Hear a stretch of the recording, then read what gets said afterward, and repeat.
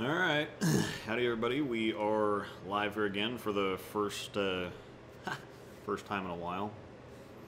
We're gonna wait for I need to turn sound. Sound sounds good anyway. So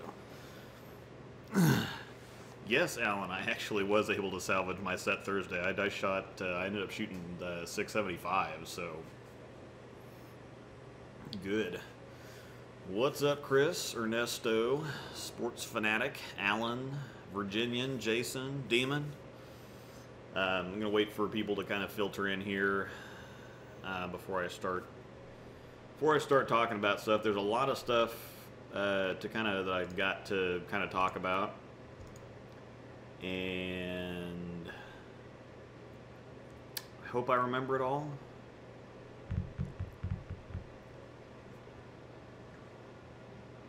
Patty Cakes, why is there an ad? Ads on YouTube make me pennies. I like pennies. So hey, Addy, Jeremy, Bart, Mark, Tracy. All right, actually, we've got quite a few people already, so I guess I can go on ahead and start. Let's see. First things first. I don't remember what I was going to talk about first. There's too many things I'm thinking about. Probably the first thing I want to start with is the fire at Nortel Lanes in Monroe, Michigan. It was a 66-lane center. CJ, one of the people that's on my membership site, he was a bowler there. He lost a case of Marvel Pearls. Along with an entire high school team, lost all their stuff. This place was kind of a big deal. I mean, it was a 66-lane center. Been there forever. Lots of people loved it, and it burnt to the ground. Literally, nothing left. The air conditioning units from on top of the building are sitting on the ground in ash now. So. If you go to their Facebook page, there's a lot of stuff. The employees all lost their jobs, obviously. I'm pretty sure it's going to get rebuilt, but it's going to be a year before this ever happens again. They do have some information on their Facebook page about how you can help out. I'm sending a case of balls to the high school kids. They have an account set up in a bank there. If you want to donate for any help for the employees, because it's just, they leave work one day, the fire started at like 2:30 a.m. and so you have a lot of people leaving work the day before expecting to go to work the next day, and then all of a sudden there is no building anymore, so there's no job, and so they're just kind of out right now. So if you want to help the employees, if you want to help out the high school team, go onto their Facebook page. It's Nortel Lanes, Nortel, and they have a lot of information on there and I'm sure if you send them a message asking, okay, well, I want to send some balls to the high school team, or I want to help out the employees or whatever, I'm sure that they'll be in touch with you and kind of direct you towards being able to help with that. So if you have any extra balls laying around or anything like that, if you could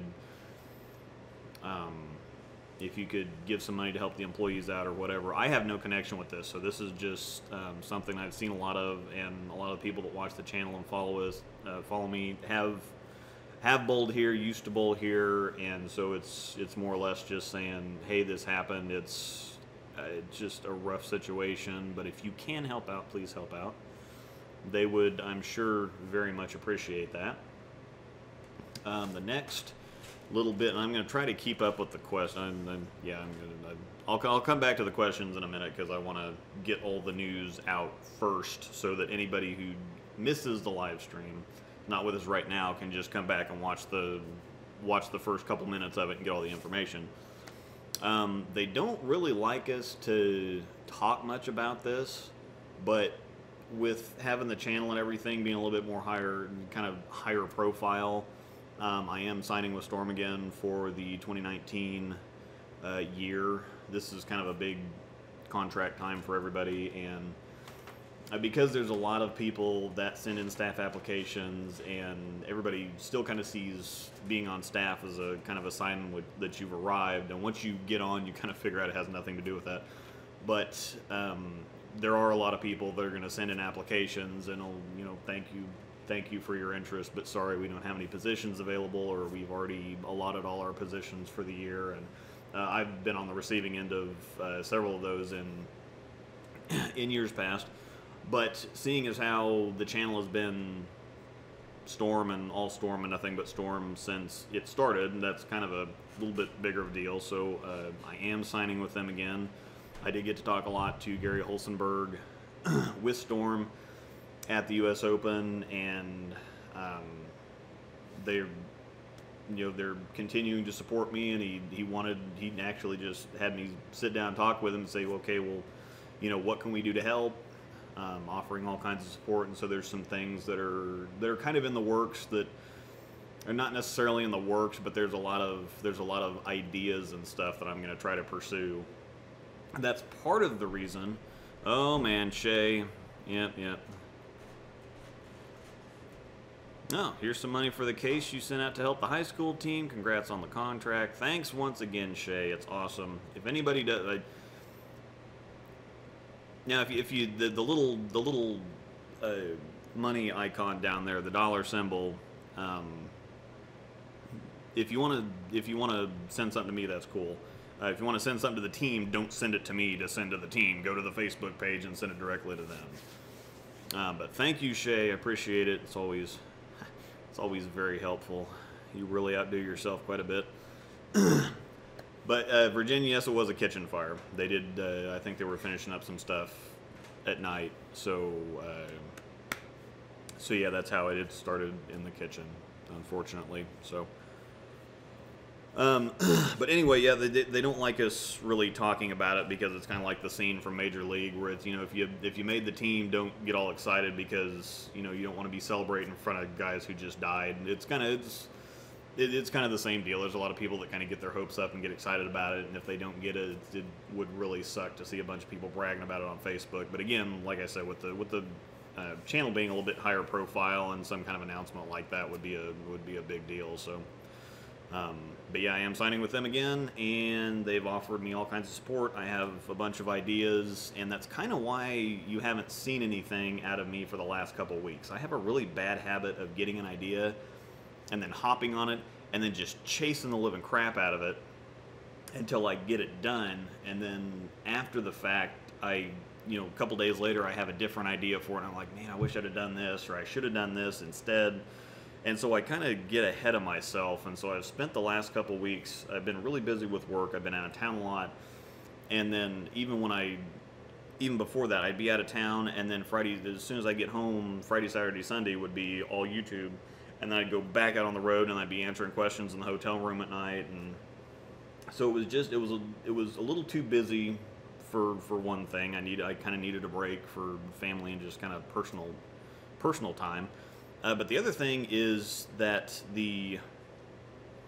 kind of unintentionally, I got really into making videos and seeing what I could do with stuff. And one of my, who I would call a good friend and somebody that's really been a mentor to me and support and all kinds of information and everything else, he's been kind of chipping at me a little bit, going, "Hey man, you're kind of, there's a lot of stuff going on, and there's not a whole lot of substance anymore." And I look back, he's like, you post a bunch of stuff all the time, and you've got these commercial ball reviews now and whatever else. And so I went back and took a look at it, and I'm like, well, holy crap, that's really all I've been doing, is making commercials for ball reviews, basically.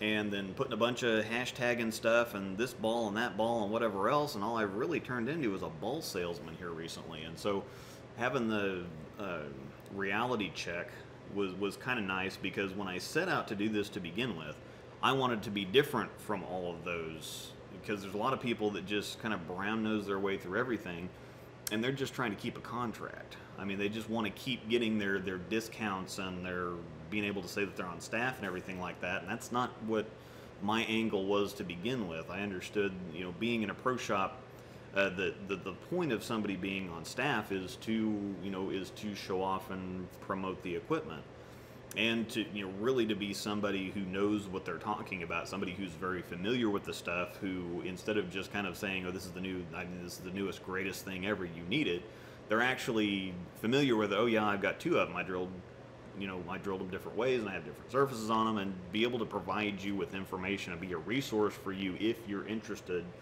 in getting the equipment. And I didn't want to be one of those typical staffers that everybody ignores or that they can't stand, who just gets on there and blasts a bunch of hashtags all over the place and is trying to sell the equipment and never answers questions and anything like that. And here recently it had kind of turned into that. I got a little ahead of myself with making videos, and it got to be just fun to kind of see what I could do with them. And there was a little bit of, I did kind of sensationalize them here recently and get into more the production of the video rather than actually being solid with information and providing all that stuff. And so I wanted to kind of reset, and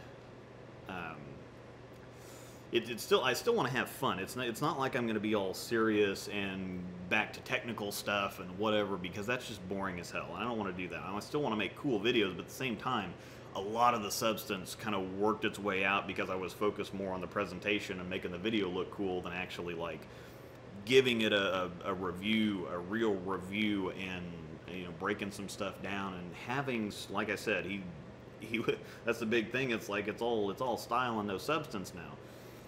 And he was right.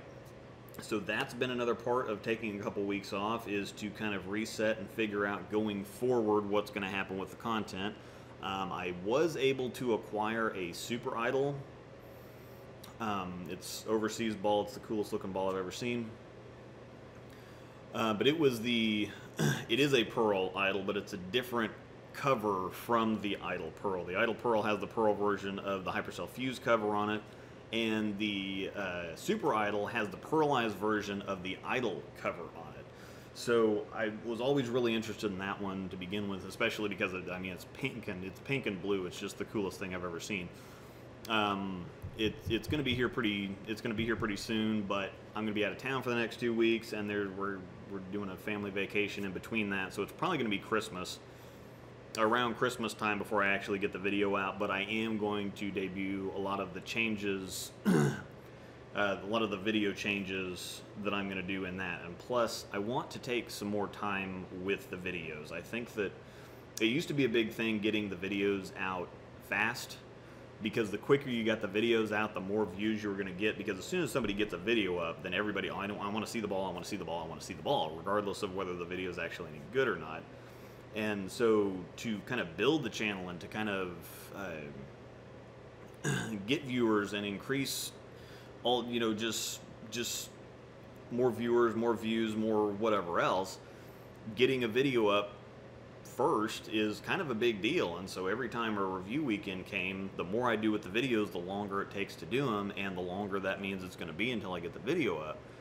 And so I don't really want to admit this, but there's a couple times that I did sacrifice a little bit of quality or some stuff that I wanted to do just because I felt like I needed to get the video up. And part of that was obviously I want to get the video to you guys as quick as possible too, but that's another thing that I need to do, is probably take a week instead of going out there and throwing the ball for a couple hours and getting some video for it and writing a review. I want to make sure that I understand the ball a little bit better, give it a little bit more time on the lanes, give myself a little bit more time with it so I can see some of those little nuances. Now, that was part of the deal of doing the 2-month the 2-month report cards, is to check in 2 months down the road, and obviously I can't cram 2 months. I can't wait 2 months to put a ball review up.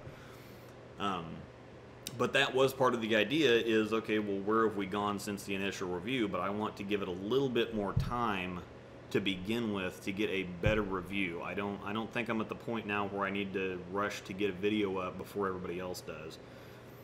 And that's part of, again, the all style and no substance thing. It needs to get back. We need to get back to some substance without losing the fun or losing the, because I think that there is a good balance to have, and the balance kind of got wonky. So I am going to debut some of the, or all of the changes in that video, and I think it's going to, I'm really excited about it because instead of just going and doing it, I actually took time to think about it. And what I had previously thought about doing a couple weeks ago is not where I ended up with what I'm at now, or the changes, the things I'm going to be doing now. And I'm quite a bit more excited about the things that I'm going to be doing now because they're quite a bit more substantial. There's more substance to it. There's some coaching and some teaching and some learning. It's just not it's not just a ball advertisement. So that's what we're going to be doing with that. And so that should be up around Christmas, New Year, something like that, just because I'm not going to have time to get to it. But I do know what I'm going to do, and so that's going to be cool when that gets here. There are no new announcements as far as bowling balls right now. They're probably not going to be anything for a while. It's probably going to be January before we get announcements for a ball or a ball launch. Another set of ball launches in February, March, something like that. Everything right now is selling like crazy, and they're back in that thing where they're having trouble just keeping up with current production for the stuff that they have out right now, so there's no need to push something else out. So there's no new news on that front. Now, some of you, I don't think anybody noticed. Last time I did the live stream, I didn't have the PBR sign up there. And the PBR sign is not up there anymore, and there's a reason for that too. In talking with Gary Holsenberg with Storm, he asked me about the sign. He's like, well, "What's the deal with that? Where'd you get that from?" And I said, "It just it was at the bowling alley, and they redid the bar, and so they gave me some of the signs and stuff." And Storm does a lot of stuff for youth bowling. And so part of the deal here is that going forward, it's going to be more of just a bowling channel. So, I did the beer frame stuff, I had the PBR sign. We decided that it would be a better thing to kind of cut the more, I guess, adultish content out with just kind of the beer stuff. So there's not going to be any more beer frame.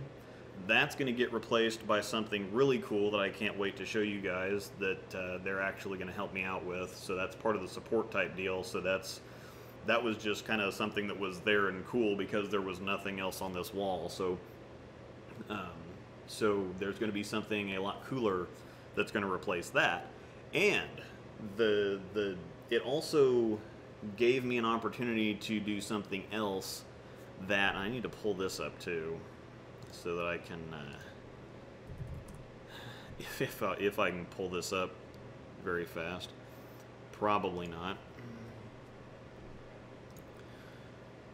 Oh my, there we go. Oh hey, it came right up that time. Sweet. I'm going to put a link in the channel, or I'm going to put a link in the, I'm sorry I'm ignoring the comments for right now. I'm trying to get the information out. So I will go back and get all the comments and stuff, and I will, so hopefully I can get to that pretty quick, because I do see some of these that I want to answer.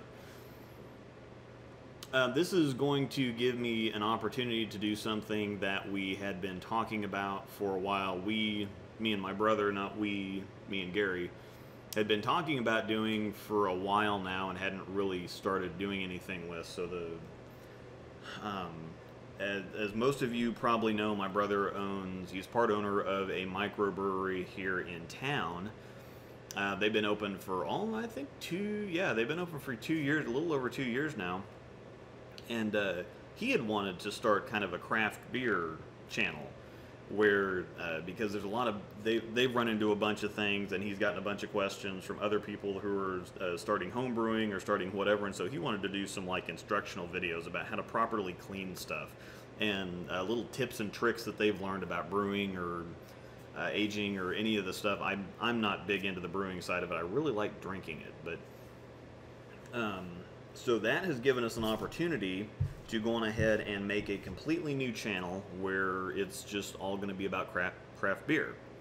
So obviously, I mean, if you're underage, just don't drink. I didn't drink until I was like 23, and there's some people that are adults that can't even handle it responsibly, but that's the one thing I kind of like about the craft beer community. It's not about buying a 20-pack and getting sloshed.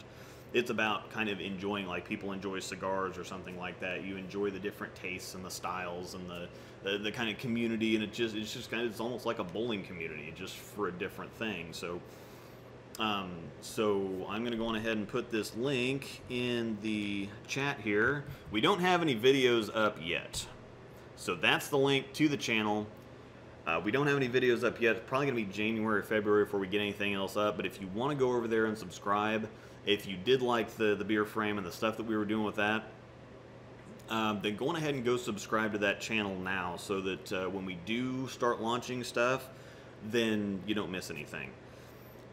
So we're going to be doing craft beer reviews. We're going to be doing some instructional stuff. We're going to have some videos where he teaches me how to do some of the stuff, and it's good. It's going to be a lot of fun. So it gave us, not doing the beer frame stuff on here anymore, kind of gave us the opportunity, or gave me the nudge to say, okay, so we're just going to be a little bit more strictly bowling on the channel here, and so now we can go on ahead and launch this other channel for something else that we want to get into. So if you want to go subscribe, do that, because that'll be cool. That'll be a lot of fun. And so I'm going to kind of unofficially have a kind of a final beer frame here. Got Shafley's Coffee Stout.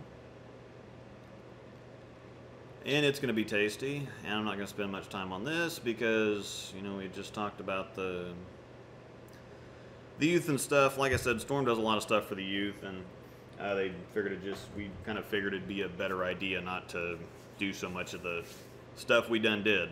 So, but I'm going to have a couple last ones here. That'll be the last time you'll see the beer on this channel, so if you want to see more of this, it's going to be really cool. So I appreciate you all going and subscribing over there to catch that stuff. Very tasty coffee stuff. Okay, so I talked about that. I talked about the videos. I talked about... oh. I got a jersey designed. Apparel EFX. This is kind of what it looks like. It is a bamboo forest. I was really happy with our Hello Kitty jerseys that we got for the for our nationals team with Apparel EFX, and so I got something else designed. I can pretty confidently say that nobody else has a bamboo forest jersey. So if you like the jersey, if you want to get one of your own, just send Brian at Apparel EFX an email and ask about my bamboo forest jersey. We are going to get some more designs done. The bamboo forest thing came from our dog. You know, if you watch the videos, Panda Bear Productions and everything.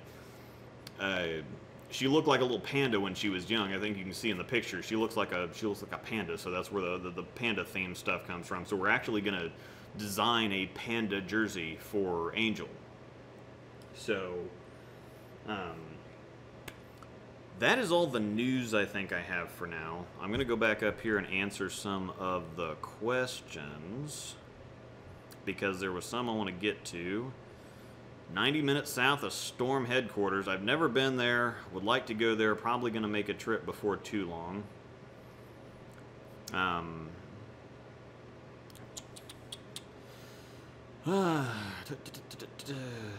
Need any music for your channel? Hit me up. I got you for free. Graphics need also. Okay, thanks a bunch, Keith. That I'll probably be taking you up on that. I'll have to remember.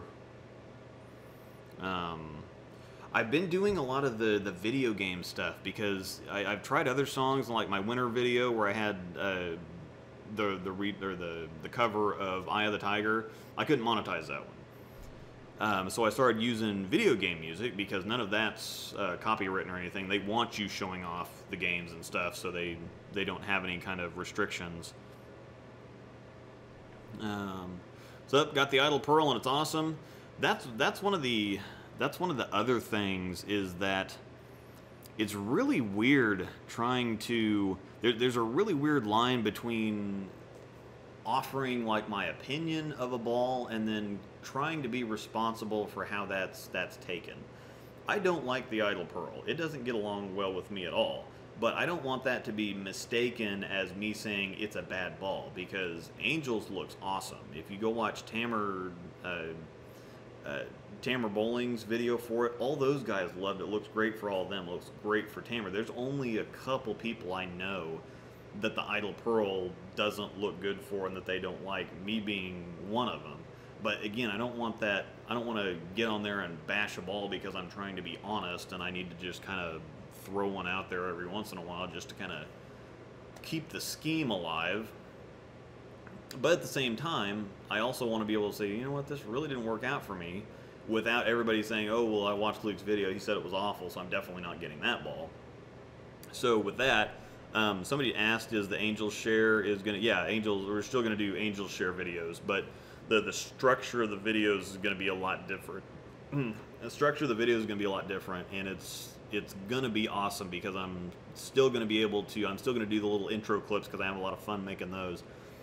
And still, you know, doing the regular stuff, but there's going to be a lot more substance. There's going to be a lot more information. I'm going to go through surface changes and transition and all kinds of stuff. So with the and progression of, okay, so you probably start with this ball and then move to this ball and then move to this ball, and let's see what happens as we, you know, as we hit the transition through the video shoot and all this stuff. So I don't want to spoil too much of it. It's be a lot better once you just see the video, but it's gonna be cool.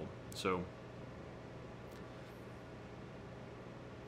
yeah, 90% of the reason I and most everybody else is here is for the ball reviews, and I can tell.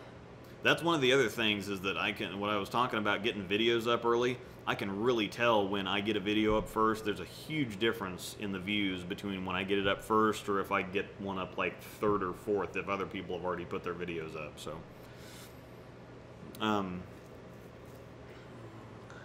do you think Marvel Max SE is a possible stateside ball release for the next Storm thing? No. A lot of those overseas balls, they have contracts for, so that they have an exclusivity contract for a lot of the overseas stuff, meaning that they can't release it overseas and then like a year later release it here. I think they had a special exempt. There was some kind of a special deal while we got the code black. But right, I think the contract had expired or something like that, and so they thought it'd be a good idea to do that here. But no, it's not going to be a stateside ball release for the next Storm thing. Jeff, you didn't miss anything. Frankly, disagree. I learned about the Storm Roto parts from your commentary. Beats the heck out of strike after strike. Yeah, and so that's what I'm saying. I'm not gonna. So yeah, I do more than. I do like Darude Sandstorm. That's kind of awesome. So yeah, I do give a lot more than most ball reviews do, but there's a way I'm gonna make it even better, and so I'm still gonna show that I already talked about it, but that's what I'm gonna do. So can't wait to see the Super Idol. Been trying to get myself a hold of one.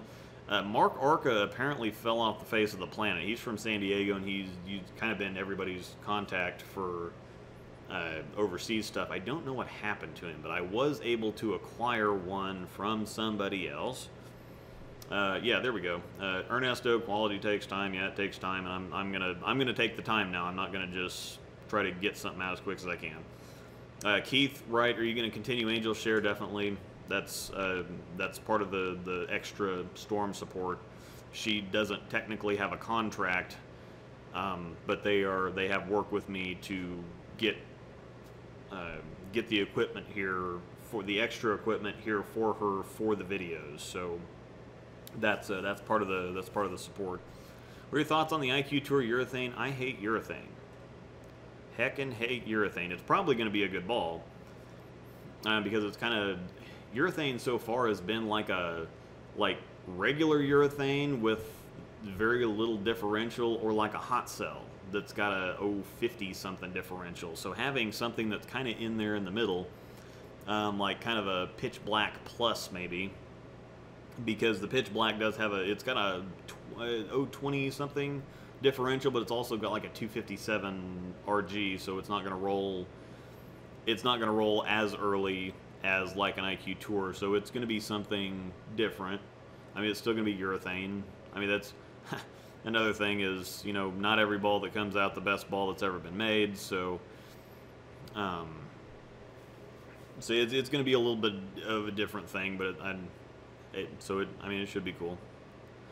I don't like urethane though, so keep having issues polishing up my Hybrid X even with the Pro Shop. It's difficult to get it mirror polished again. Any tips for taking it back to factory finish?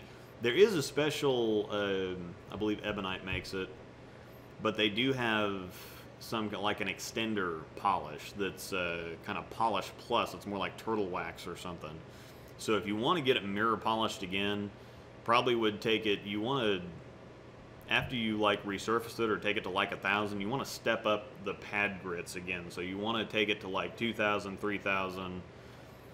You can't redo the factory finish. Their machines, you can't replicate it. You can't replicate it with what you've got in a pro shop. So if you want to get a mirror shine back on it, you're gonna have to take it to a higher grit before you polish it. So the way to get it back to, I'm not saying that to get it back to factory finish that you go 1,000, 2,000, 3,000, 4,000 polish. If you want to get a mirror shine back on it with the options that you have available to you, I'd probably go 1,000, 2,000, 3,000, and then polish on top of that. And if you get that that extender polish, that's going to put a higher shine on it. So I would do that.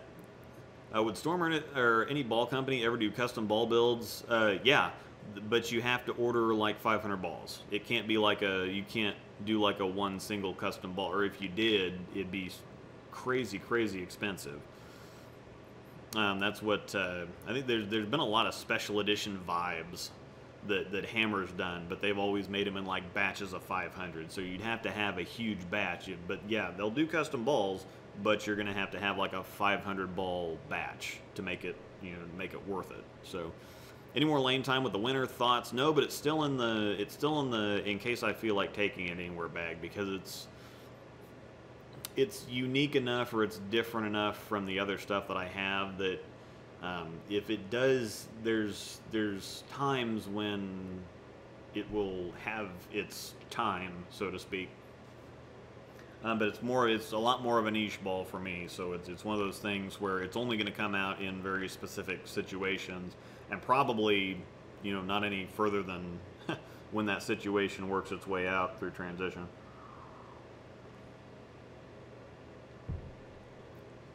Did you get another idle pearl, and if so, how did you drill it? I've decided against getting another idle pearl. I already have enough stuff that I'm gonna have trouble fitting into the bag. I had to work down 16 balls to an 8-ball arsenal to take to a tournament the other day, because I just want to take everything, not because I need everything. I just want to take it in case I happen to want to throw it. And so trying to get another ball and fight with that is probably not going to happen. When I get the super idle, I'm going to drill it the same way as the idle pearl and as the second idle, the new idle that I just drilled here recently, that was in the idle pearl video. So we're going to have all 3 balls with the same layout on them. And with new stuff going to be coming out here in a couple months, and I keep finding myself in situations at tournaments where I'm saying, man, I really need a Sherlock. And I keep saying that at virtually every single tournament I go to. It's like, man, I really wish I had a Sherlock right now. And there's been other times it's like, man, if I had an Intense right now, that would be great. So I'm ordering another Sherlock and Intense for my tournament bag. And that's going to be hard enough to fit that in. So it'd be possible for Storm to make duck pin balls. You're a top-level duck pin bowler. Always wanted Storm balls for duck pin and 10 pin. That would be interesting. They're probably not going to get into the duck pin thing because it's just not a thing here in the States. I don't know where you're from. I think that duck pin would. I haven't ever bowled with duck pins. I've heard of it, seen it, never bowled on duck pins, so probably not. I would say probably not. Let's see, oh crap. I lost it. There we go. Not a question, but really great to bowl with you, man. Yeah, that was, did get to see Cameron at a tournament last weekend. Good benchmark layout for a typical house shot. Where should I start? You've got a higher rev rate, so probably long. You probably don't need anything in the range of like a 4-inch pin, so you probably go like a 5-inch pin. And benchmark type reactions are like an IQ Tour Solid, so you're not going to want like a initial angle of 90 and a val angle at 20, because that's going to make the ball go way down there and then jerk off the end of the pattern. So probably that's kind of what my benchmark layout is: 65 by 5 1/4 by 40, or at least it used to be. Now it's like 75 by 4 7/8 by 55. So there's not a big difference in the angles, and it's not like it's going to get really far down there and flip, or it's not going to flare a ton. It's just kind of a in the middle of the road type deal. So, but then again, everybody's different, and what works for me may not work for somebody else. I know that Casey Murphy at a Springfield does a lot of his stuff. He's got to go pin down, or it just doesn't work for him. He can't do pin up stuff because it's really inconsistent at the back end. And I don't do a whole lot of pin down stuff because it's inconsistent for me at the back end. So it's really all about what works for you. So those are some of those kind of questions where it's like I need a little bit more information and would have to be there with you in person and see some of your layouts and stuff like that. So it's not the easiest question to answer. I hate when people will just say, oh, well, you need this ball, or you need to put this layout on something. It's like, well, there's too much that goes into it to just kind of rattle something off. So maybe send me a Facebook message or something, we can talk about it. Wondering your feelings as to the Halo and the physics. Halo was less than the sum of its parts for me. It was kind of like a longer idle that went a little bit straighter off the end of the pattern, and that's not something that really fits my game well. So it's really weird where you think you take the idle cover and put it in an ASIM, put it over an ASIM core, and it just doesn't seem to do what you'd expect it to do. I'm a much bigger fan of the idle. Now the physics I really do like. The physics I've taken everywhere and thrown on everything, and it works on everything, and so that's been a really good matchup for me. I really love that one. Think Storm ever going to change their ball warranty? What do you mean by that? Michael, if give me a little bit more information on what you think they should change, or fill me in a little bit more on what your question is there. Storm make anything similar to the Jackal? The Halo, actually, I think is kind of similar to the Jackal. I probably have to put a little polish on it, but from what I've seen of the Jackal, the Halo is probably the closest thing. Yeah. Derude Sandstorm. Yep. Jason, Storm is not making another urethane ball. It's overseas. So. You think Storm's going to build off the physics, or just treat it like the Prodigy and make it a one-hit wonder? No, they're definitely going to. They wouldn't have put that much time into that core and shown it off so much and had the contests and everything. We're going to get more physics balls. That core is going to be in a lot of stuff, and it might end up being one of those things where we get several balls with it, and then it ends up being like the Rad 4 core in the Code series, and they make like 20 of them overseas. So yeah, that we're definitely going to see more. We're definitely going to see more stuff with that core anyway. So, oh man, this keeps bouncing around on me. Okay, that Buffalo Blue IQ looks sweet. Yeah, yeah, that'd be really cool to have one of those. What's in your bag right now? Let's see. The tournament today, I took, which I actually did, is one of the weirdest things for me ever. Like, I could not get the ball within an arrow of where I wanted it for two solid. It was a 6-game sweeper, 2 solid games. I couldn't get it within an arrow where I wanted it, let alone getting the right. I couldn't let go of it, and it was just an absolute travesty. And somehow, one of my Mark Henniger, some of you guys might know who he is from Kansas City. He's a roto staffer, and I hadn't bowled in this center a whole lot, and so I start with shape and I end with shape. So I'm always just looking for the right shape into the pocket, and so most of the time I play more with shapes than I do with hook potentials or anything like that. And so I went through a couple balls, and then I went to get my physics out, and he's like, "Man, get something with a cleaner cover. The heads go pretty quick here, so you want something that's gonna store a little bit more energy." And I'm like, "Well, okay." I was looking more for, it wasn't shaping up right, and so I just, thinking about a cleaner cover just wasn't in my thought process at the moment. I'm like, "Oh, well, okay."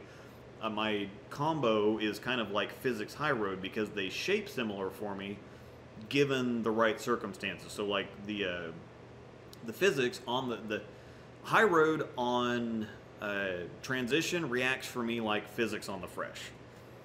I let my physics lane shine. I actually like it better like that. It's not as early, and it's a little bit smoother on the back end.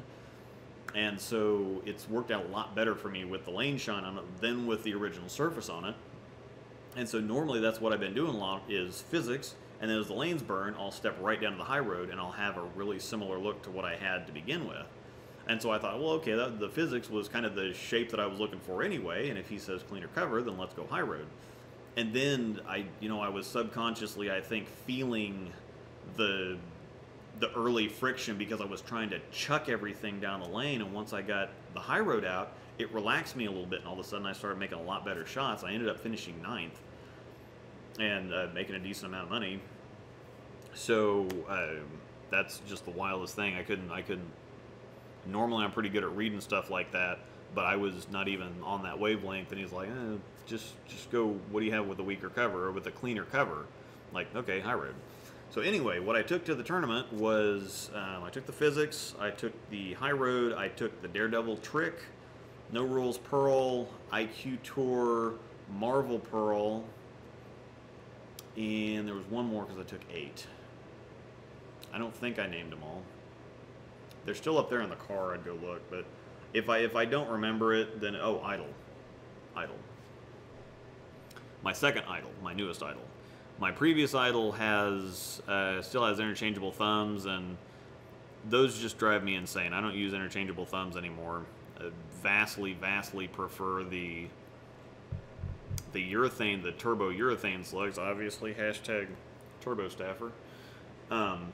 But I used to use the Vice-It system, but I cannot stand those thumb slugs because they're not 100% urethane, and so they just would grab and grab and grab. The urethane slugs are a lot better feel, and so I don't like messing with the interchangeable slugs anymore, especially because I used to just put the interchangeables and everything, and sometimes as they age, they can get loose, and I had an issue at Nationals where the slug came halfway out of the ball at my release, and I stepped on the lane, and I couldn't use that ball anymore, and really wanted to use it because it was the hectic.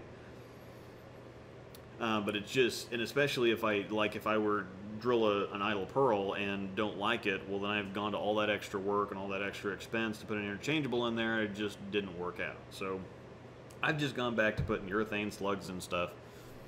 That's totally off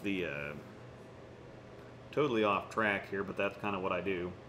I like chasing rabbits.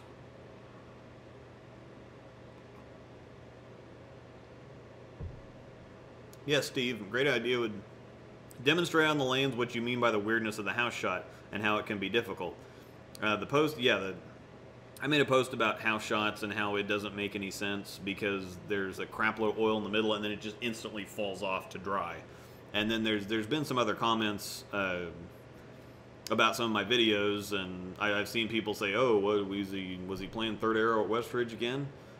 Yeah, because that's where everything plays at that house, and so that's something that I'm gonna talk about in the videos too. Since I'm filming at both centers, I'm gonna talk about lining up with all the different balls. That's the first thing I'm gonna do in the video, is line up with every single one of them on the fresh, and then pick one to start with, and then kind of work my way down into everything else. So that's part of what it's going to be. And everything, I always start at Third Arrow at that house because everything plays from Third Arrow. I start at Third Arrow and then I move back and forth. Most of the time it's left. It's very rarely right.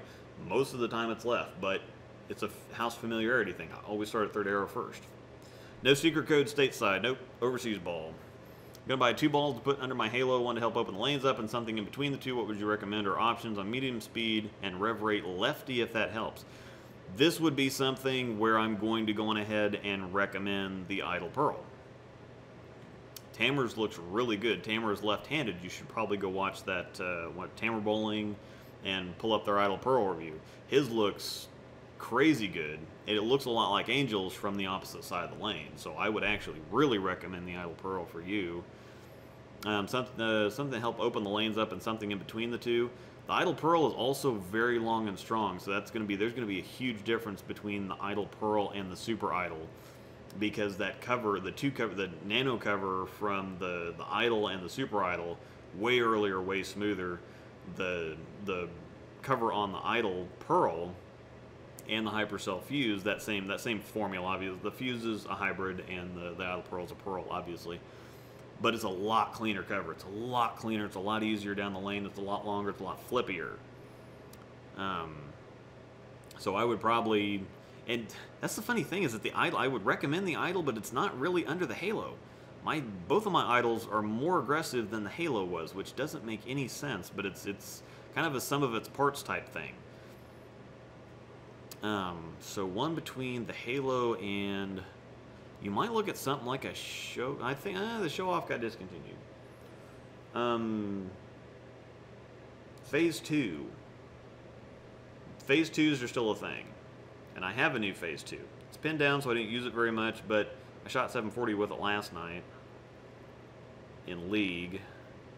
So every once in a while it has its moment. I just don't like I said, I don't like pinned down layouts. They just don't work well for me, but they worked well last night.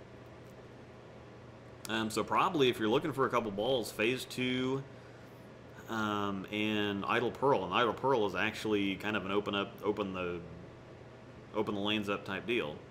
Best ball for burn, probably the Hustle Pow. I really like the Hectic, but you can't get those anymore. So best ball for burn right now, in my opinion, is the Hustle Pow. Or if you need something really dry lanes, get a hybrid Tropical Storm. I wouldn't mess with the Pearls because they are kind of wonky.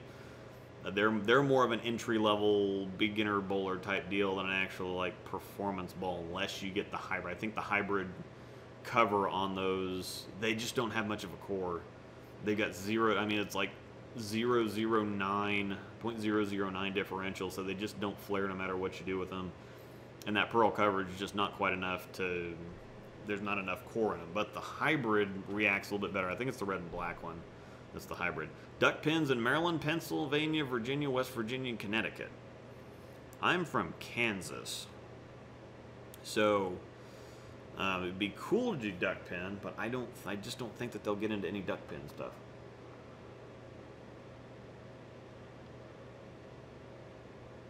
Off to a call now, ambulances. Yeah. Cameron's a first responder, I believe. If I get that wrong, you can yell at me for it. Not a fan of the Halo. It's not really a sum of its parts type deal. Now, it looks really good for some people. I think it's really good for people that get around the ball or have like a steeper angular rotation, because instead of getting to the back end and then just going nuts like the Idle does, it gets there and then it straightens out a little bit. So for somebody that really gets around the ball, it's something that's going to get to the spot and not be so continuous on them. I think a lot of people with higher rev rates and that get around the ball more have a lot of trouble with stuff being too strong through the pocket, because that is actually a thing.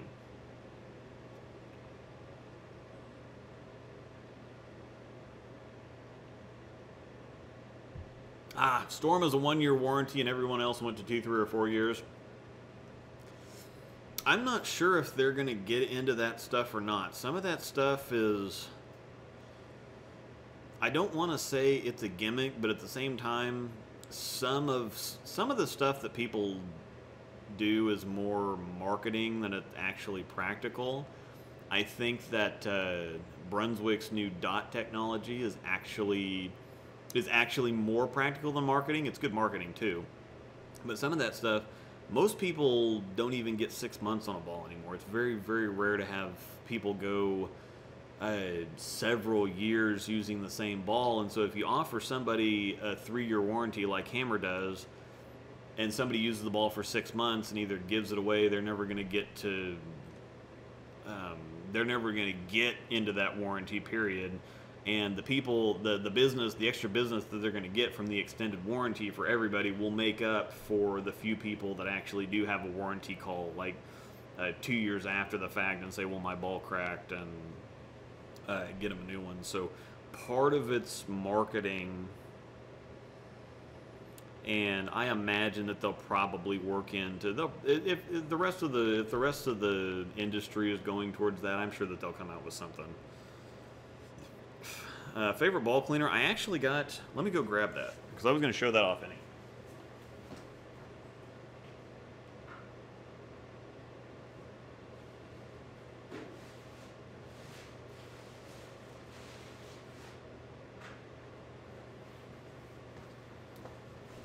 All right, I'm back. I was going to make a video with this stuff anyway because I saw that they just had this True Blue stuff come out, and so I got on and ordered myself a bottle. I really like Reactifoam because it's easier with it foaming, with the way that it foams. It really helps you control your usage a little bit more. You just squirt some on the towel and it just kind of melts into the towel, and then you clean the ball off. This is more of a natural cleaner. So if you're like an environmentalist or somebody that's a little bit more concerned about the nature and an environment and stuff like that. So this is an all-natural cleaner. I have not used it yet, but I was going to make a video of it because I've got a lot of stuff that really needs cleaned. So Storm's new True Blue stuff. I'm going to try it out and I'll make a video for it. So that should be cool. Good night, Addie Cakes. You probably said that like 20 minutes ago now, but I'm trying to catch all these up.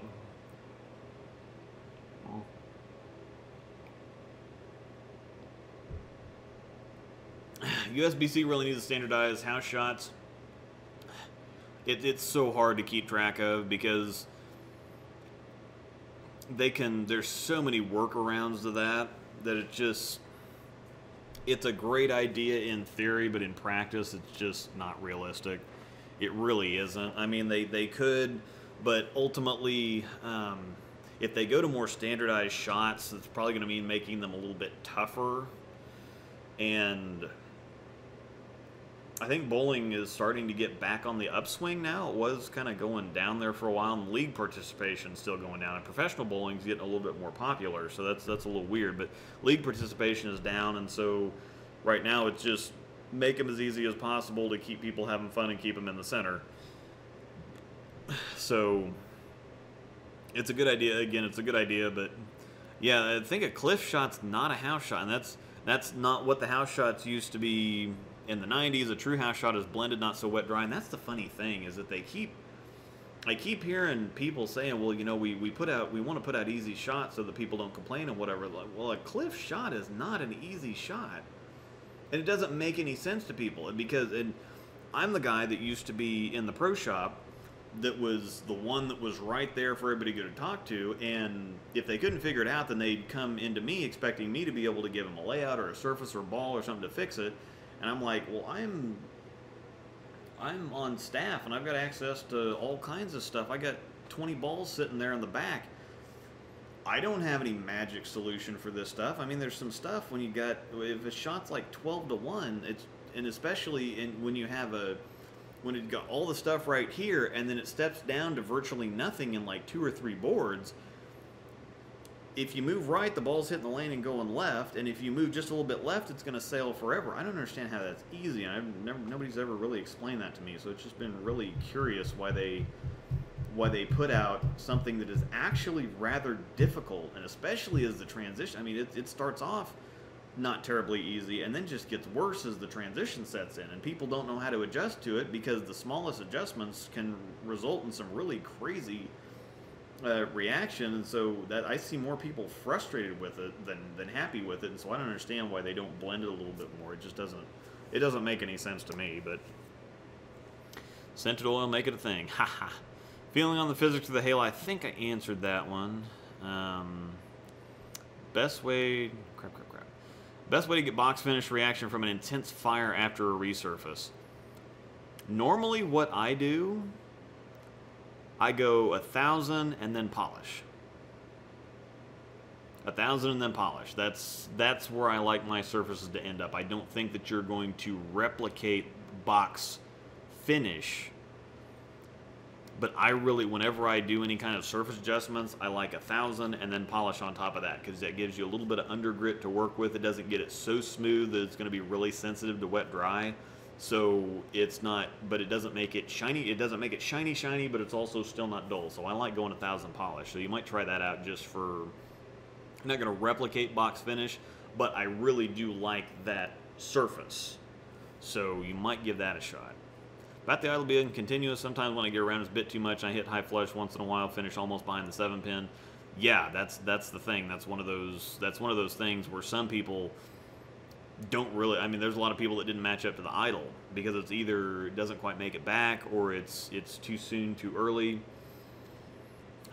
So you still feel the same about the ink. Yeah, I've still got both of them. What? No, the one I gave away. I did give one of them away. Somebody that youth bowler, I think. I do still have my ink here. I just haven't thrown it recently.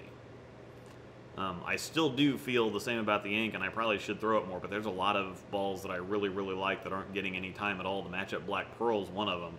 I really, really like it, but it just can't fit it into a bag anymore. That's the weird... Quick drink his beer while he left.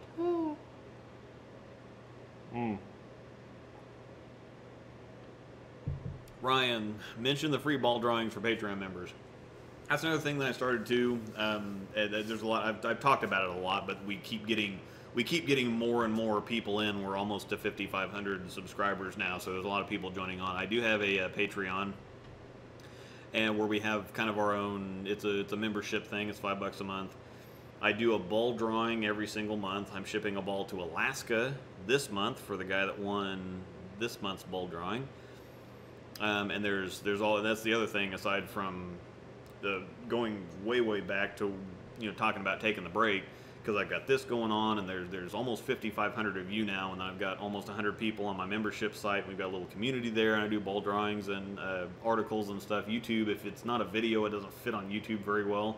Now they do have this community tab now that I started posting in, but we have a membership site where we have kind of an exclusive private chat server where we can get into and everybody can talk, and we got a nice little community in there.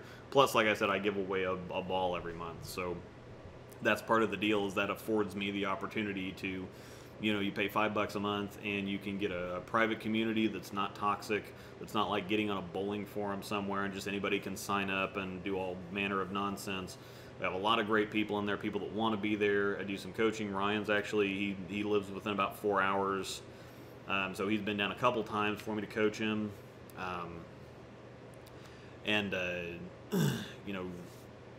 Articles and all the other stuff, plus the ball drawing every month. So one more resurfacing question. I resurfaced my phase 2 and it still doesn't feel dull like it should be. Is that from the ball absorbing oil? Possibly. Oil absorption is for me a lot bigger deal than the surface, because a lot of the times when you'll see a ball get all shined up and then you'll go do an oil extraction, the ball will be dull, or it will look dull again after the oil's been extracted out of it. And so I think that oil absorption and oil extraction is a whole lot bigger of a deal than people realize it is. Obviously you compare that with surface, but oil absorption for me is the bigger factor.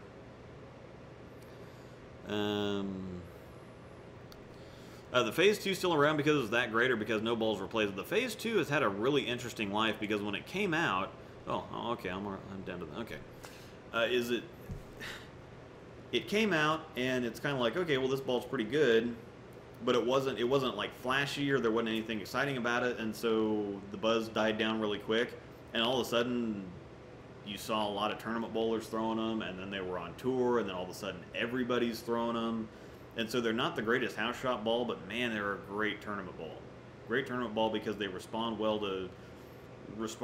They're almost kind of like an amped up IQ Tour. They're like an IQ Tour that's a little bit more consistent, a little bit firmer on the back end. Sometimes the IQ Tour can be a little too round and a little bit too lazy. And the Phase 2 is just a little bit different shape, a little bit more traction, more on the back end. but you can really, it's still really smooth and controllable, and it's just one of those balls that's still around because it really is that great, and there hasn't been anything to replace it. I think there's been a couple other solids in the line since then, but it's just that good. So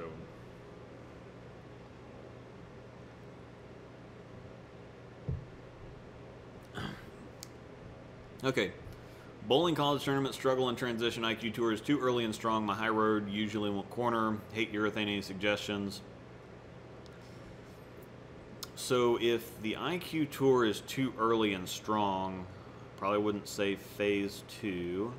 High road usually won't corner. Winter solid might be a, but it doesn't corner. It's a little bit stronger than the high road, so it's going to be a little bit earlier, but it doesn't corner that well. The winter's too long with the shine on it.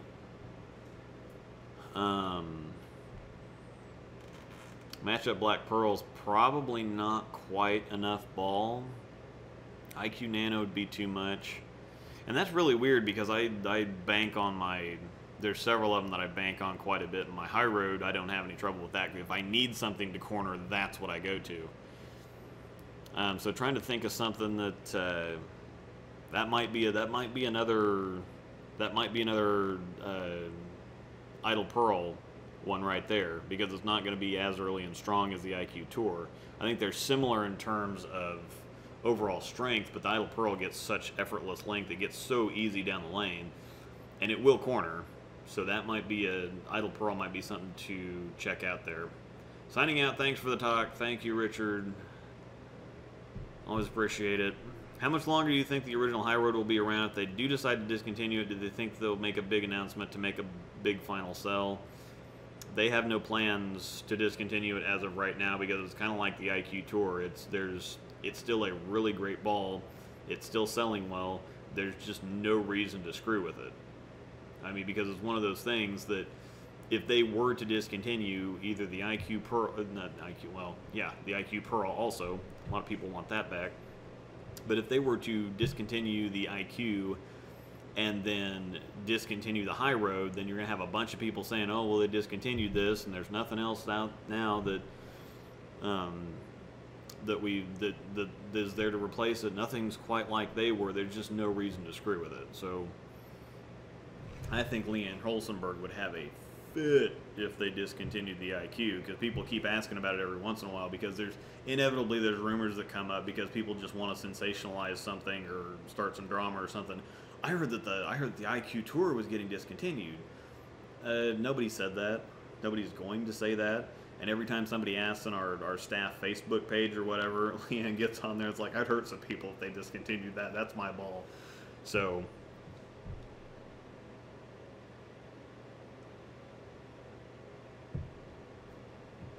medium low rev rate, super low tilt, if that helps.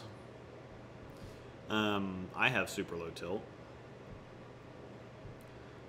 Idle Pearl, I think Idle Pearl, definitely take a look at that. Again, I don't like it, but it looks really good for my wife, who does have a medium to low rev rate. She's got some more tilt, so I think tilt helps. But my Idle looks really good. It's kind of odd that the Idle Pearl didn't look that good for me, but I think check it out. I think the physics core will be around like the RG's rotor grip cell core, probably. I haven't found a whole lot of stuff that my physics doesn't look good on, even if they're a little wet or if they're a little dry. It's still it's hard to describe. It just works. It just works. It shapes right. It gets the pins down.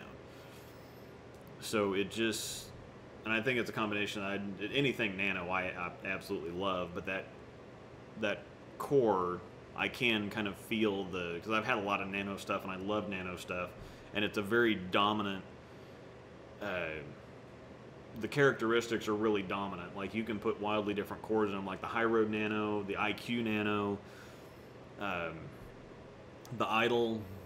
and I can feel the differences in the cores, but it's still very unmistakably a nano reaction. And so with this one, I really like the core in it. Sometimes like the High Road Nano doesn't. It's more of a niche ball. It's not one of those balls that you're going to be its first ball out of the bag or anything like that. It's got its moments. It's when has its moments, it's really good. But I do like the physics core. What's your view on a pin down Halo Shine to 1500? That sounds pretty good in theory. So I mean, it's going to be something. It'd almost be like a shiny phase, the shiny phase 2. It's going to have that same kind of shape, and the being shined might make it blend the. As odd as that sounds, it might make it blend the wet dry a little bit better, be a little bit smoother on the back end, which again, that doesn't make any sense. Normally you polish stuff to make it stronger, but with the cover having that kind of traction, shining it up a little bit is going to make it. It made it for me anyway, smoother and a little bit slower off the end of the pattern than when it had the finish on it. As it got lane shine on it, it did kind of tame down. So, how far off of the Nano is the High Road X? Would it be worth owning? Oh yeah, High Road Nano and High Road X are very, very different balls. So yeah, you're not gonna get anywhere close to having overlap there, because R2X is not really close to Nano in terms of strength or shape, really. So I have a Storm matchup. It does good on league night for me. I didn't like the match. I really didn't like the matchup Pearl. Matchup Sol was pretty good. Matchup Black Pearl's really good. Yeah, I think we could find 500 bowlers to help place a custom order for the IQ Pearl. Since they just released that again overseas, I don't know if they have some kind of a contract deal with that now. So,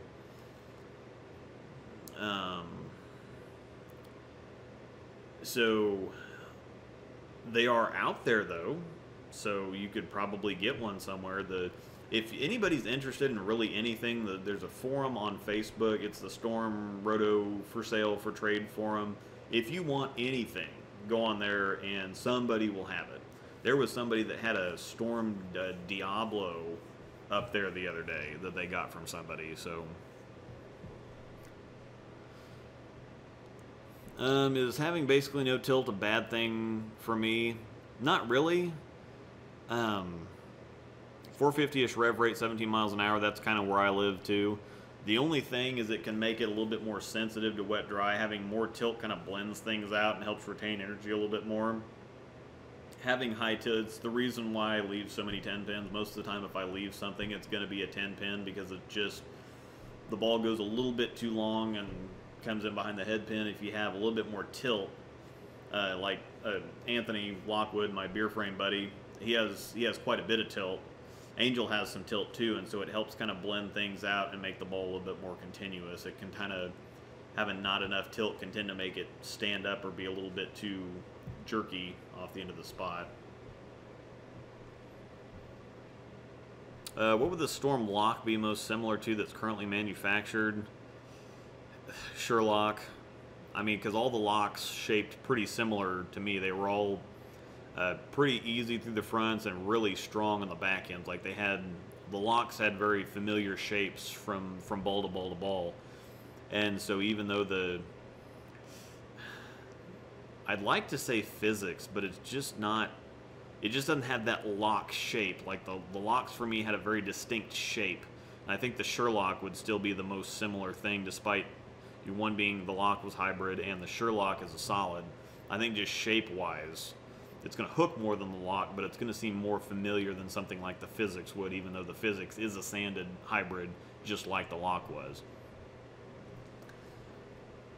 I definitely tell my aisle's a bit jerky in the dry, but when I see it, I know I threw a good shot. Yeah.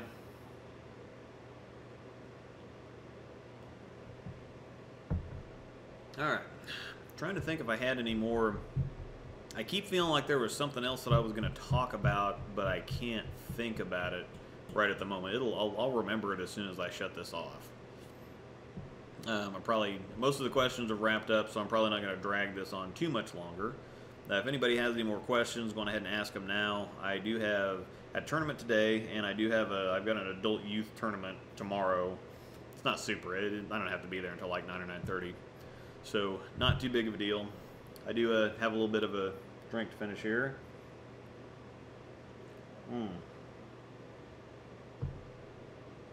Predictions? Well, we've had a Master Sonic overseas now, which was hybrid. And then there's an Ultrasonic now, which I don't know if that's Pearl or hybrid. It's shiny. We're due for... The problem in the Master line is that we're due for a solid, but with the Sherlock still doing so well and the Codex being fairly popular still, if they put another solid there, they'd have to discontinue something probably. And I don't think that they want to have 3 solids in the line. And if you did bring out a solid physics, like, would you really discontinue the Sherlock or the Codex? I don't think so. So I would expect to see a Pearl in the Premier line, not the Master line, the Premier line. I would expect to see a Pearl in the Premier line before I would expect to see a solid, even though it's time for a solid. Well, actually, it's not. No, it's more time for a Pearl, isn't it? Because we just had the Codex.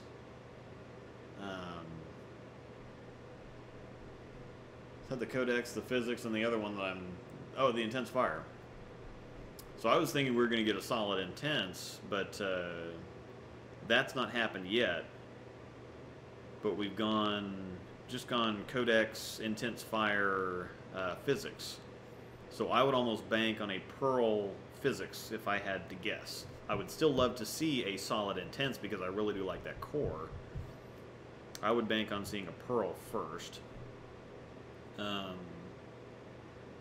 Intense Water. Love my Sonic, good ball down from there. That's a tough one. I normally look for shape. I look for shape similar. If I want a ball down from something, like the Physics to the High Road, I want a similar shape, not so much numbers or just a hook potential step down, because there's a lot of things that could step. Like I can go from a Physics to an Intense Fire if I wanted to, but the Physics and the High Road shape closer for me, or they look better as complements for one another. Or if the Physics starts to be jumping a little bit too much or getting too early, I can pull out the High Road and do all the exact same stuff, and it works out. So most of the time I look for shape similarities. So a good ball down from the Sonic. I'm trying to remember what I stepped down from the Sonic to. Almost be like a Hustle Link or something. That's a pretty big step. No, I stepped down to my All Out Show Off, which is no more. So the Sonic to the All Out Show Off, and there's nothing that quite acts like that at the moment. Matchup Black Pearl might be that's a lot better. It's not getting any attention. It's a lot better ball than people realize. Thanks for the advice. Idle Pearl was looking at, haven't given my Halo yet. Had very bad carry issues with it. Yeah, I couldn't carry with it. That was the problem for me. Is it was really stupid easy to get the pocket with, but it was a lot of 10 pins. A lot of 10 pins for me with Halo. Halo Pearl or hybrid. They've got the Hypercell Fused as their hybrid in the line right now, so I would expect a Halo Pearl. I really don't want to see that. I don't think that I would love to see a Nano Pearl Halo. I don't want to see the Pearl version. I don't want to see the Idle Pearl cover on the Halo core. I don't. Because I don't think, number one, I don't think it's going to be strong enough, because it's a super, super clean cover. So, yeah, balls could have super warranties if not for the core. Yeah, Halo's High Road's built like a brick, 4 years strong. Yep. I think I turned my stuff on. I know. I think that's the only thing you forgot. No, I'm not going to talk about that yet. was not going to talk about that quite yet. So there's a couple things. Yeah, there's the other. Okay, so the things I forgot about were the things that I wasn't going to talk about yet, like. Oh,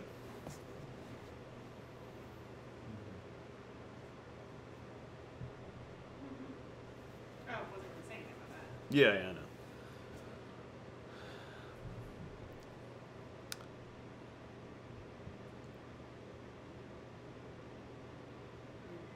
Yeah, I really want a nano pearl halo. If they're gonna make a pearl halo, I don't want that E-Trax cover. I want the pearl version of that cover, just like with the Idol. I wanted the pearl version of that cover. Now, what I think is going to be interesting is I think that the Super Idol is going to act a lot like the Marvel Max SE, which is not. I'm trying to figure out how to word this because it's not a super versatile ball. It's very strong. It's very early. It's really smooth on the back end, so it's not like it's not something you just take out to league and throw. And I almost kind of wonder if they develop balls, they just develop stuff, and then decide, well, you know, all the overseas stuff, there's so many of them that get released. They're super limited runs, and so if they're not like the greatest thing that they've ever come up with, they're not going to have very many of them to sell anyway right before the next thing comes along. So they normally put out stuff that's more versatile, more user-friendly, more stuff like that. And the Marvel Max SE it's kind of a different look at it. It's just like the original Phase that came out, those first batches with the kind of the pastel colors. It was a pearl, but it was really smooth. It was really even.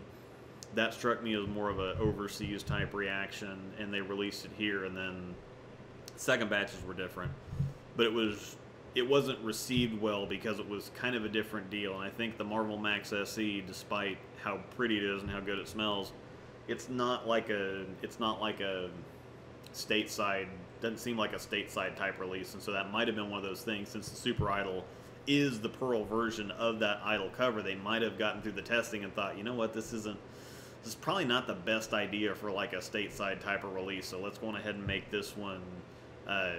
Let's make this one an overseas ball, and then see what let's keep working on something else for a stateside pearl Idol, and that might be how they ended up with this cover core combination. I'll find out when I get it. The ball will be here Monday. I would really love to be back in time on Thursday from the road trip to be able to drill it and then throw it in league. But that's not going to happen. So it's going to be around Christmas before I really get to throw it. So Super Idol Nano, yeah, the Super Idol is Nano Pearl. That's what it is. And so I was really, again, that's why I was really wanting for the Idol. But it's probably going to be pretty early and chuggy, so which I like. But teared up a bit when I couldn't find my Storm Reactifoam. They're still making it.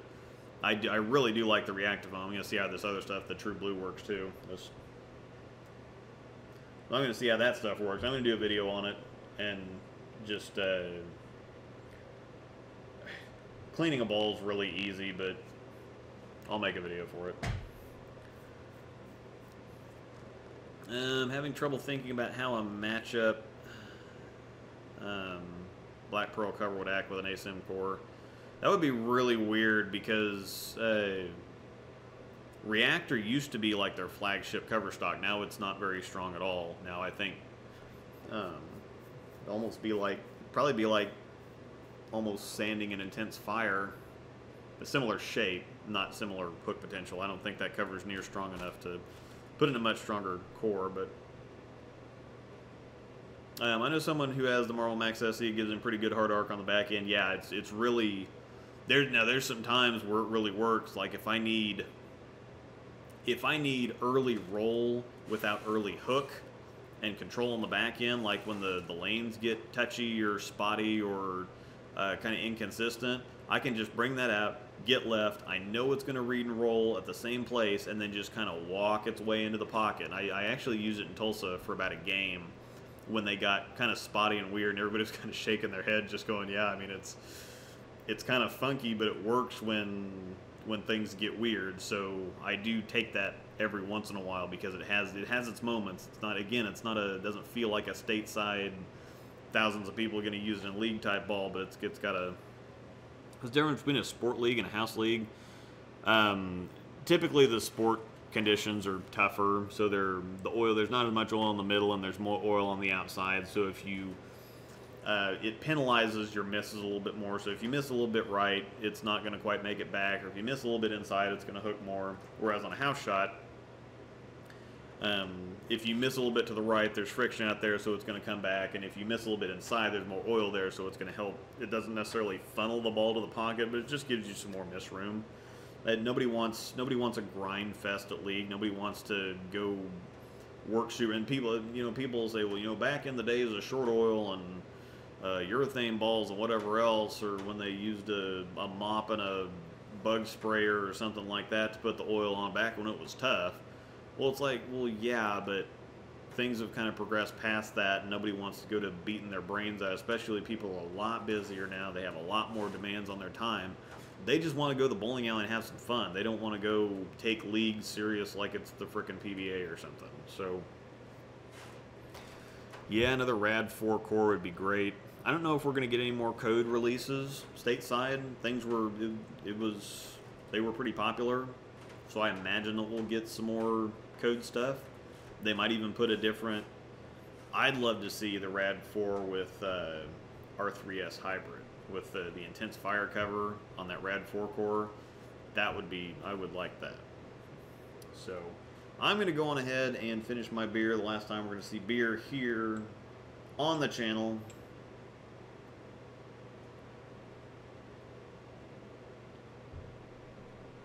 We'll probably wrap this up. So if anybody has any last questions that they want to get in now, go on ahead and ask some questions. I'll answer a few more things. I don't think that there's anything else that I really have to talk about. For those that maybe weren't here earlier, re-signing with Storm, Nortel Lanes, check out their Facebook page. Burnt to the ground, lost everything. High school people are out of jobs. The high school teams lost all their stuff. Go into their Facebook page if you want to help. If you're able to send them some balls, or maybe, like I said, they have a bank account set up to help out the employees while they're looking for other jobs. So contribute to that a little bit. New Jersey, really cool. Thanks, Brian at Apparel EFX. If you want one of these, just send Brian at Apparel EFX something. It's BRIAN at Apparel EFX. It's bamboo forest. Really cool. I can tell you that nobody else has a bamboo forest. Jersey. Changes to the videos are coming. There's going to be a lot more substance. I've taken a couple weeks to kind of work some things out with that.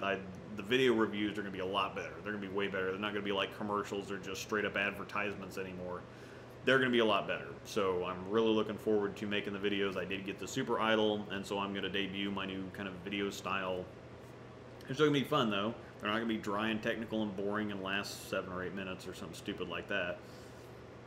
But there's going to be a lot more information, a lot more kind of teaching, coaching, whatever else, besides just a general, oh, hey, here's this ball. It's the newest, bestest, greatest thing ever. So no more beer frame. New channel, all things craft beer. The name's going to change. I'm going to put that in the chat once again. If you want to go, subscribe to that. We probably won't have any videos up. I am taking a couple weeks off of work over Christmas and New Year's, and I think that that's when we're going to start filming a lot of the stuff for the channel, and hope to finish up with the branding and all of the 2-hour videos for the win. Heck yeah. All Out Show Off versus Winter Pearl, looking for a down from the Hypercell Fused. None of those really shape like the Fused. Honestly, if you want to ball down from the Hypercell Fused, like look at a High Road, like an OG High Road. Next best thing to a Code Red out now, Intense Fire. Because the Code Red was kind of early and smoothish. The Intense Fire is a little bit longer and stronger than the Code Red, but it's it feels familiar. So you could always take it to like 1,000 grit and then put a little light polish back on it. and it's the most familiar thing to a Code Red right now. So, yep. Thanks, Ernesto. We'll see you next time. Again, the new channel, All Things Craft Beer. Go subscribe to it, and so when we start launching the videos, we're gonna do a lot of stuff from my brother's brewery. We're gonna go around to other breweries in the area. Might travel some. I'm gonna do reviews of just beers and stuff, and that's gonna be something that's gonna be cool. Is that when we do like just regular beer reviews of something like a Sam Adams beer or something like that, we're gonna try to do more stuff that's a little bit more uncommon, that everybody wouldn't just walk in the liquor store and buy. We're gonna try to pick some stuff out. But we're going to announce it, and it's like, okay, well, this week we're doing this. Next week, we're going to review this beer. So if you want to go and get the beer and drink it with us while we're doing the review, then you can do that. So it'd be a really cool way to try new stuff out. So if you can find it, go buy it. And so since we're not doing again, Storm does a lot of stuff with the youth, and so talking with Gary Holsenberg, we thought it'd be a better idea to kind of steer away from that. But that also gave me the opportunity to start with this whole other channel, because me and my brother have been talking about that for a while anyway, him wanting to do some general brewery tips and tricks and stuff like that. And I thought, well, you know, the beer frame thing's been pretty cool on here, so why don't we do all this other stuff too? So ideas that we had for beer frame, we're now going to use for that other channel, so that's going to be really cool. So if you're interested in craft beer, there's not going to be any bowling stuff on that other channel. It's just going to be craft beer, period. So instead of trying to blend the two together on here, it's just a better situation overall too, because that's going to be all things craft beer. This is just going to be strictly bowling. How much does layout affect shape? I love my physics. Is it worth getting a segment with a different layout that makes it a touch weaker, get a different ball?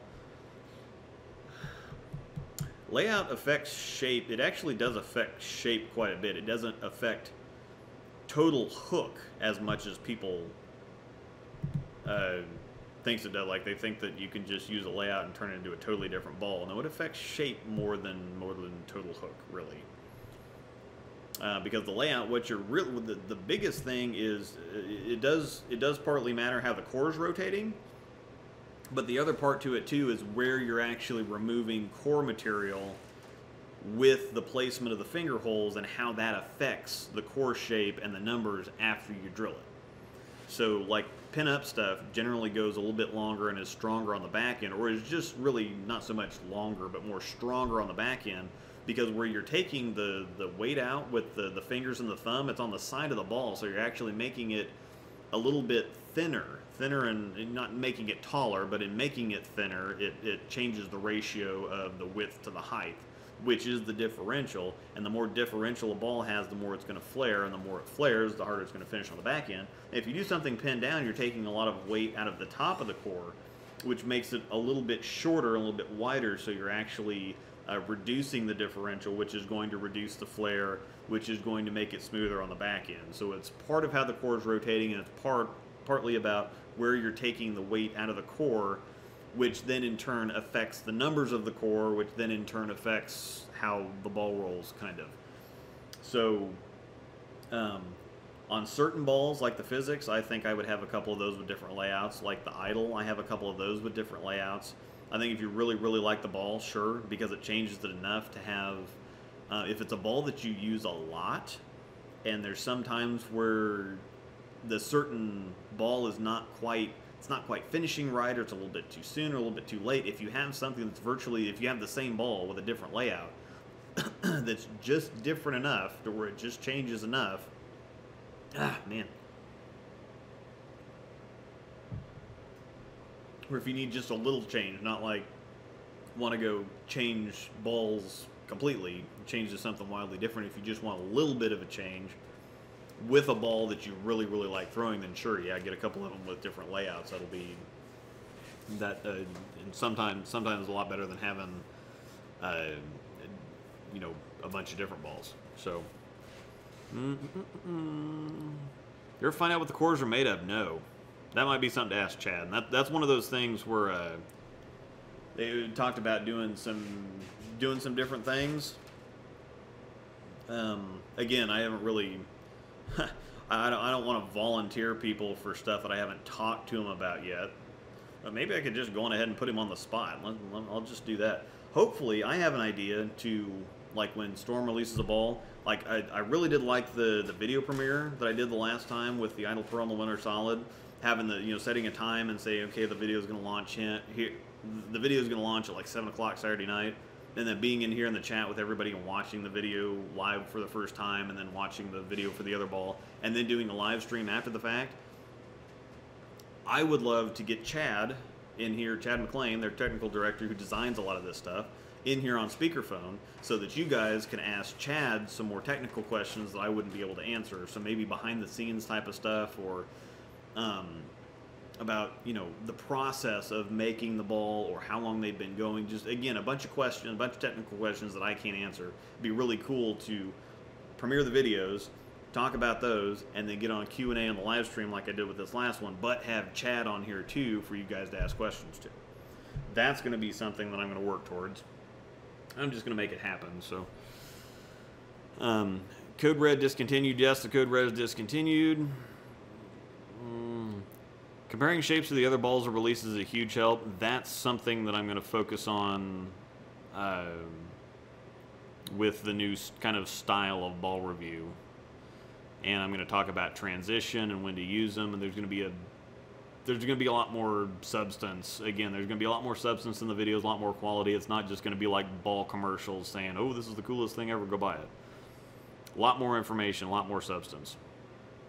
Tamer has a video or two on layout. Yeah, he did have a physics layout video. He's been doing some really cool stuff here recently too. He had a surface video that I think he used the Height Road X for. So Tamer's had a couple of really excellent videos here recently. Why the intense fire? Because it shapes really similar to the Code Red for me. It's just got that similar look on the lanes. I know it's the numbers are kind of different, but it feels very familiar for me. So even though new technology developments make them more and more common, do messengers still excite you or put a grunt? Anytime you get a messenger, especially to take out a 10-pin, which I just can't seem to pick up for my life anymore. Yeah, messengers are great because that's just saving it open right now. Yeah, getting Chad on the phone would be excellent. Haha, I'm going to make that happen. You heard it here first. Chad's going to be doing something he doesn't even know about.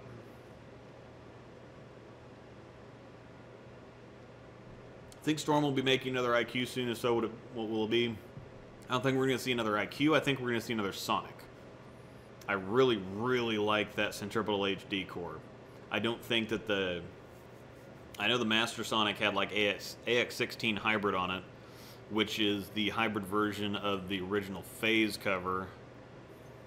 I think. Don't quote me on that, because I don't know. But I think that the core was a little bit too strong for the cover on the Sonic. So I think we will see another Sonic, but it's likely going to be a stronger cover on that core. So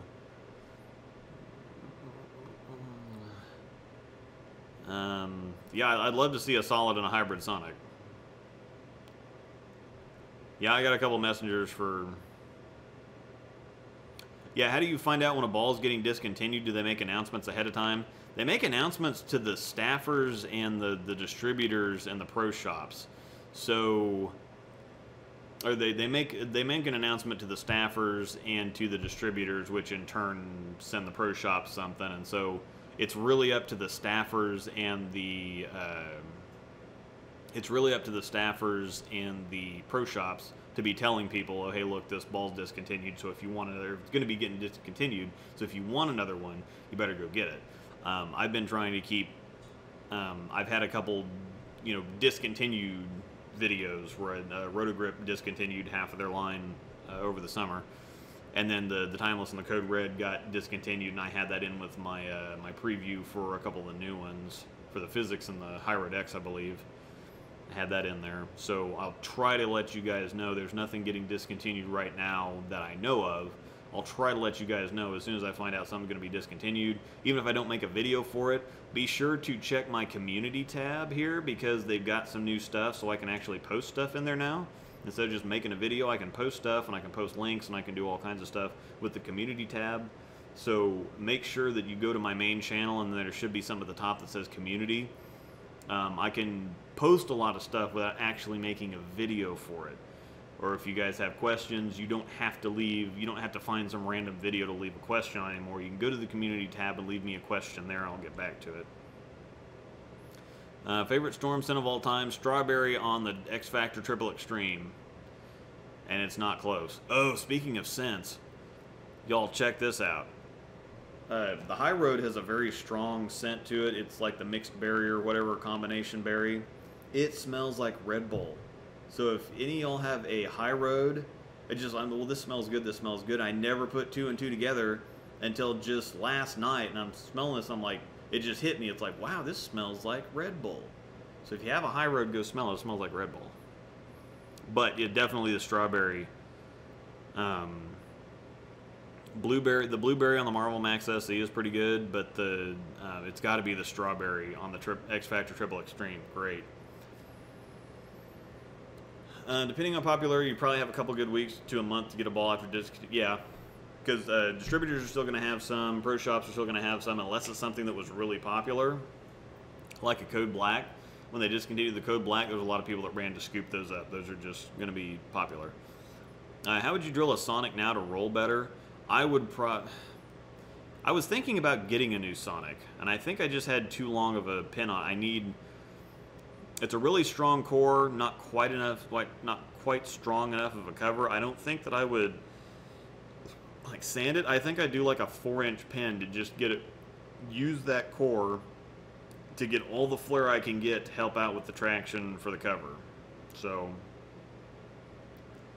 yeah, I left some splits with my new High Road X that are so bizarre I had to map them out to call the leave. It's pretty long and round. Most balls that go that long are sharper on the back end, and it's more of long and a really hard arc. So it's kind of a different type of ball. So I don't drink liquid sugar. I don't drink Red Bull either. I had a bad experience one time with that and some Jaeger, but so yeah, I don't drink Red Bull, but it has a very distinct smell, and it smells like the High Road. Intensifier has the same core as the Code Red. No, the Intensifier has the Rad E core in it, but they're derivatives of the same, or they're both Rad cores. One's the Intense core is the Rad E, and the Rad 4 core is in the Code series.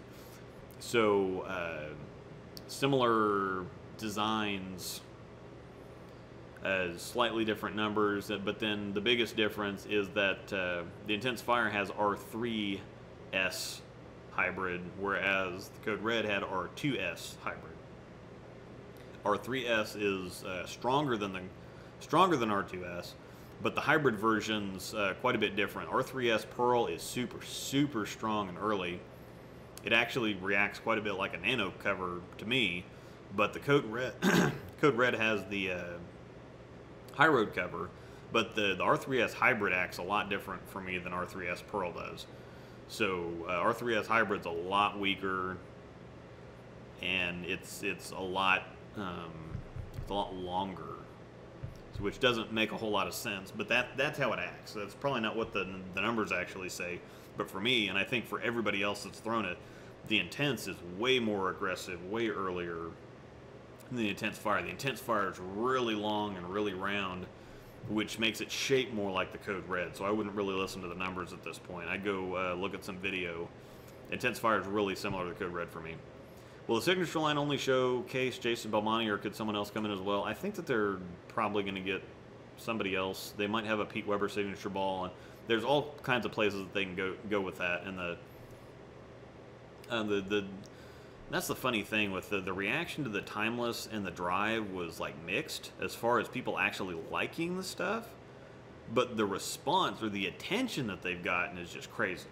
Those were a couple of the that's the funniest thing. For as much crap as people talk on them, the most attention that I've gotten for any balls period were Timeless and the Drive. Those have gotten me my most views, most attention, most whatever else period. So should Storm bring back the stronger scents from the 2010s? I think that they purposely went away from some of those, because I think there's a lot of people who I remember that there was a lot of people who did not buy a ball specifically because they didn't like the scent, because they didn't like how it smelled. And with them not being as strong now, you kind of only smell them when you want to smell them, instead of just, you know, and they don't, you know, if you leave them sit in the car and you go open the trunk or whatever, it doesn't just smack you in the face anymore.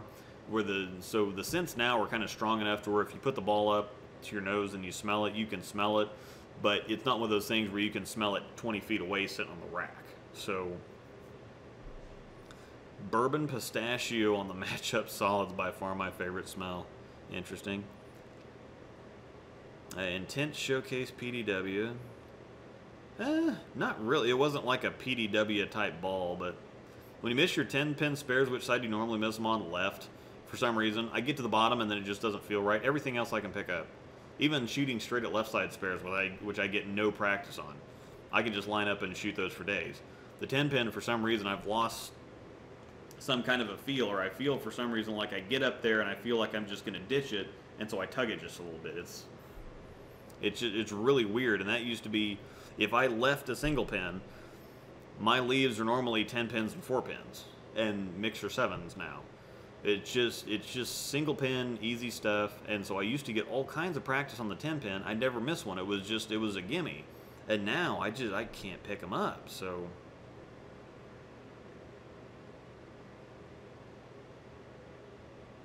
all right, well, it's just past 10 where I'm at. I'm nearing the last drink here, so probably gonna go ahead and call it a night. Thanks for everybody for coming out. Again, I know I haven't had stuff up for a while. I haven't done this for a while. Ever since I put out my,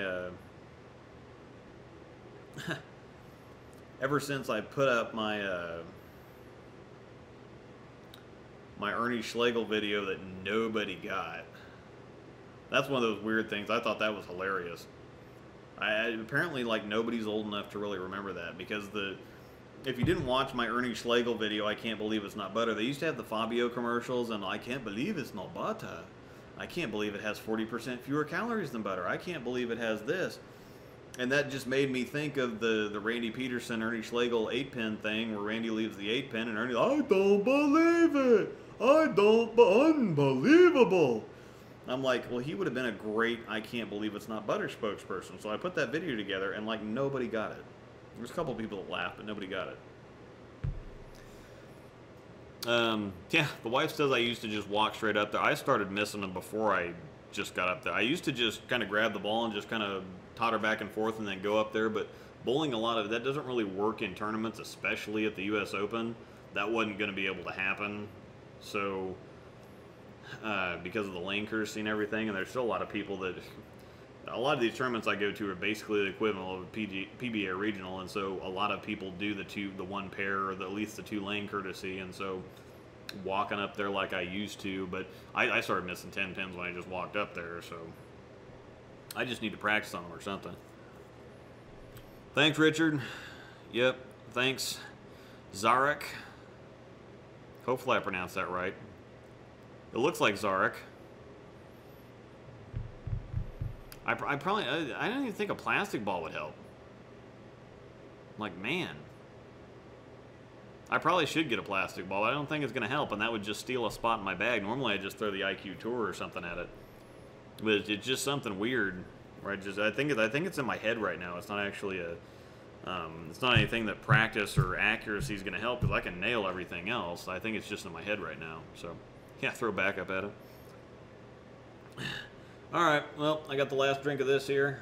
It's a very enjoyable Shafley Coffee Stout, St. Louis Brewery. I was going to have another one, but I was talking too much as usual. The wife got me some bottles of La Folie that are probably going to be one of the first reviews that me and my brother do on the other channel. So once again, scroll back up there. Subscribe to that channel if you want to see all things craft beer. So... yeah. Then again, I'm a motive bowler. Tisk, tisk, for shame, for shame. Actually, I was a motive bowler before I was a storm staffer. True story. Yeah, thanks for the book recommendation, Ryan. I hope you like the book. I'll have to talk to you about it. It's a great book. That's the other one, Head Games, HYBC Concepts. Rick Hamlin, Gary Yamasaki, Head Games. Great book. Korean James. Hey Luke, sorry I'm joining in late. Birthday dinner in NYC, just got back. Had some news and stuff, and you'll know about it in Discord. It's the other thing, Patreon, $5 a month. We got a private chat server. I do ball drawings every month. If anybody's interested in that, let me put that in the chat too.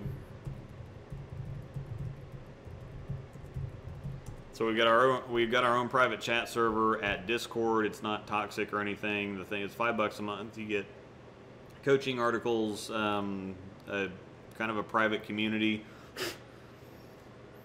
and then obviously ball drawings. So I'm gonna call it a night for right now, and probably will not. I'm gonna be out of town for the next couple solid weeks, so there's probably not gonna be anything else for now. I might do another live stream at some point, but probably the next thing is gonna be the new revamped reviews with the Super Idol sometime Christmas week. It's probably gonna be I'm gonna work on it over the weekend, like the 21st, 22nd, 23rd. So I'll probably release it. I might even release it on Christmas or something. So one last question: best ball in the Storm line now? That's really tough. I'm really in love with the physics right now. Really, really like the physics, but the physics and the high road have been getting a lot of work. And I do need to order another IQ. Thanks, Rico. Bowl good tomorrow. Youth Adult Tournament. That should be fun. So,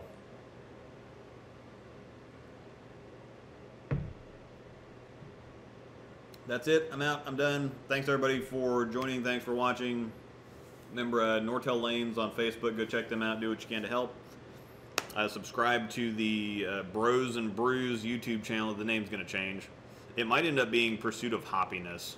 That would be really hilarious.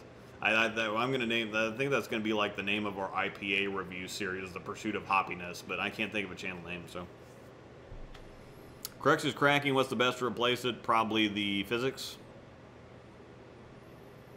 Probably the physics. So. All right, that's it. I'm going to cut it off. Got a tournament tomorrow. My beer's gone. I don't want to start another one.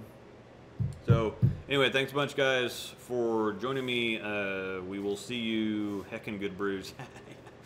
We'll see everybody here in a couple weeks, probably. Yeah, Pursuit of Hoppiness. That might end up being the. Being the thing. So, all right. See everybody later. Thanks.